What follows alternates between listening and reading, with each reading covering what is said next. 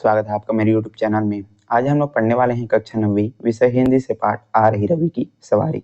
इसके कवि हरिवंश राय बच्चन जी। तो चलिए पढ़ना शुरू करते हैं, वीडियो शुरू करते हैं। चैनल को सब्सक्राइब कीजिएगा, अपने दोस्तों को जरूर शेयर कीजिएगा। पूरी कविता का अर्थ देखने वाले साथ ही साथ इसी वीडियो में इसके प्रश्न उत्तर भी आपको बताने वाले हैं। तो वीडियो को आपको अंत तक देखना है ताकि सारी चीजें अच्छे से क्लियर हो सके। चलिए सबसे पहले यहाँ पर जीवन परिचय दिया गया है हरिवंश राय बच्चन जी का, पढ़ते हैं। हिंदी के लोकप्रिय कवि हरिवंश राय बच्चन का जन्म सन 1907 में इलाहाबाद में हुआ था। बच्चन को हालाबाद का प्रवर्तक कहा जाता है। इनका जन्म हुआ था 1907 में, कहाँ पर? इलाहाबाद में। उन्होंने अपनी सुदीर्घ साहित्यिक यात्रा में कई महत्वपूर्ण रचनाएं की है। तो बहुत सारी इन्होंने रचनाएं की हुई है और मधुशाला उनकी सर्वाधिक चर्चित रचना है। ये जो मधुशाला है वो बहुत ही प्रसिद्ध, बहुत ही चर्चित इनकी रचना रही है हरिवंश राय बच्चन जी की। इसके अतिरिक्त उनकी अन्य रचनाएं जैसे कि मधुबाला, मधुकलश, मिलन, यामिनी और प्रणय पत्रिका, निशानी मंथन, दो चट्टानें हैं। तो ये सारी उनकी जो है प्रमुख रचनाएं रही है।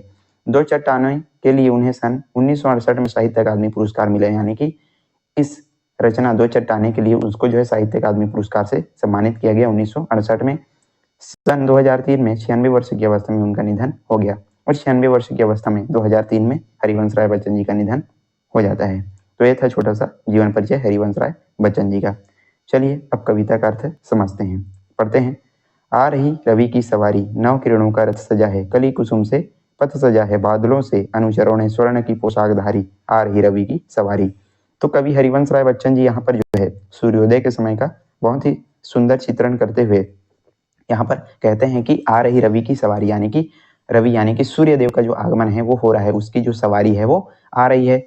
नव किरणों का रथ सजा है और उसकी नए नए किरणों से उनका जो रथ है वो सजा हुआ है और उसी रथ पर बैठ करके जो सूर्य देव हैं वो आ रहे हैं। कली कुसुम का पथ सजा है और जो जितने सारे जो फूल हैं वो अब खिल चुके हैं और उनकी राह पे उनके स्वागत के लिए अब बहुत ही अच्छे तरीके से सज धज कर करके खड़े हो गए हैं। जो सारे जो फूल हैं वो खिल चुके हैं और सूर्य देव के स्वागत के लिए उनके राह में वो जो है खड़े हो चुके हैं। बादलों से अनुचरों ने स्वर्ण की पोशाक धारी, आ रही रवि की सवारी। और बादल पूरी तरीके से सोने के समान दिखाई दे रहे हैं। जब जो है सूर्योदय का समय होता है तो उसकी जो सुनहरी जो किरणें हैं उससे सारा जो बादल है कैसा दिखाई पड़ता है? स्वर्णिम दिखाई पड़ता है। तो उसी को यहाँ पर कवि बता रहे हैं कि ऐसा लग रहा है जैसे सारे बादलों ने जो है सोने की जो पोशाक है वो धारण कर ली हो और इसी तरह से सूर्यदेव का जो आगमन है वो यहाँ पर हो रहा है। चलिए आगे पढ़ते हैं। विहग बंदी और चारण गा रहे हैं कीर्ति गायन, छोड़कर मैदान भागी तारकों की फौज सारी, आ रही रवि की सवारी। कवि आगे कहते हैं कि विहग बंदी और चारण गा रहे हैं कीर्ति गायन।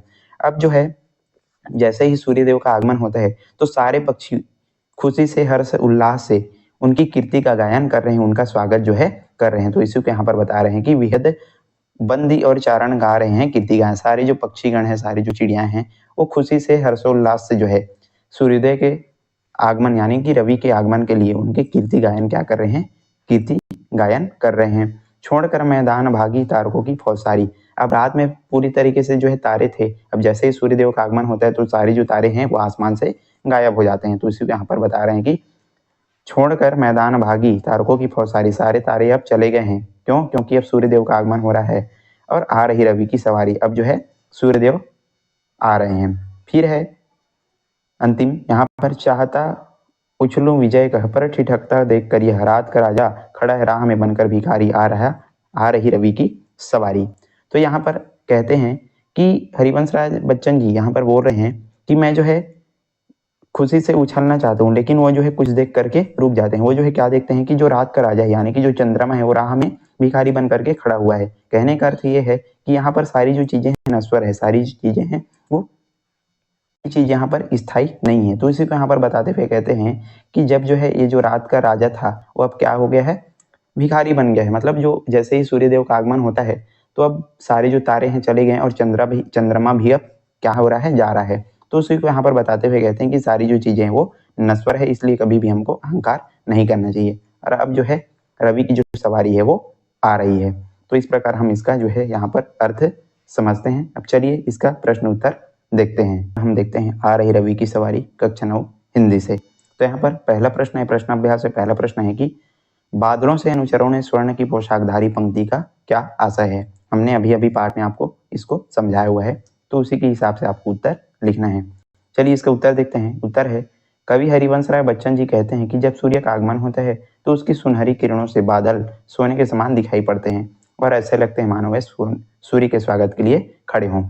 तो यहाँ पर जो है बादलों से अनुचरों ने स्वर्ण की पोशाकधारी, इसका अर्थ ये है कि जब जो है सूर्यदेव का क्या होता है, आगमन होता है, जब सूर्योदय होता है तो उसकी सुनहरी किरणों से सारा जो बादल है वो कैसे दिखाई पड़ता है, सोने के समान दिखाई पड़ता है और ऐसा लगता है जैसे सारे बादलों ने सोने की जो पोशाक है, वो वेशभूषा है, वो धारण कर ली हो और ऐसे लग रहे हैं जैसे वो जो है सूर्यदेव के स्वागत के लिए खड़े हुए हैं। तो इस प्रकार अब इसका जो है उत्तर लिखेंगे।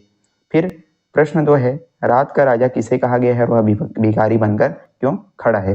हमने जस्ट अभी आपको इसको समझाया हुआ है। तो चलिए इसका उत्तर देखते हैं। रात का राजा चंद्रमा को कहा गया और भिखारी बन करके खड़ा है क्योंकि अब सूर्य का आगमन हो रहा है। यहाँ कवि ने परिवर्तन की ओर इशारा करते हुए कहा है कि सारी चीजें नश्वर है। कहने का अर्थ है कि जब जो है सूर्योदय का आगमन होता है, सूर्योदय जब होता है, सूर्य देव का जब आगमन होता है तो सारे जो तारे हैं वो चले जाते हैं और चंद्रमा भी अब जा रहा है। तो यहाँ पर बताते हैं कि सारी जो चीजें हैं नश्वर है, कोई भी चीजें स्थायी नहीं है, परिवर्तन की ओर यहाँ पर कवि ने इशारा करते हुए कहा है और रात का राजा जो है चंद्रमा को यहाँ पर कहते हैं। तो इस प्रकार आप यहाँ पर इसका उत्तर लिखेंगे। फिर प्रश्न 3 है यहाँ पर, रवि की सवारी आने पर क्या क्या हो रहा है उसे अपनी भाषा में लिखिए। तो आपको हमने पाठ में जो भी चीजें बताई है उसको अपनी भाषा में लिखना है कि जब जो है सूर्योदय होता है तो उस समय क्या क्या जो चीजें हैं वो होती है, तो इसको आपको लिखना है। चलिए उत्तर देखते हैं। रवि की सवारी आने पर पंछी इसकी महिमा का गुणगान कर रहे हैं, सभी लोगों में आनंद भर रहा है। तो जब रवि की सवारी होती है तो उनका जो नव किरणों से उनका जो रथ है वो सज जाता है और उसी रथ पर बैठ करके रवि यानी कि सूर्यदेव आते हैं और उनके स्वागत के लिए सारे जो फूल हैं वो खिल करके उनके रास्ते में उनके स्वागत के लिए खड़े हो जाते हैं।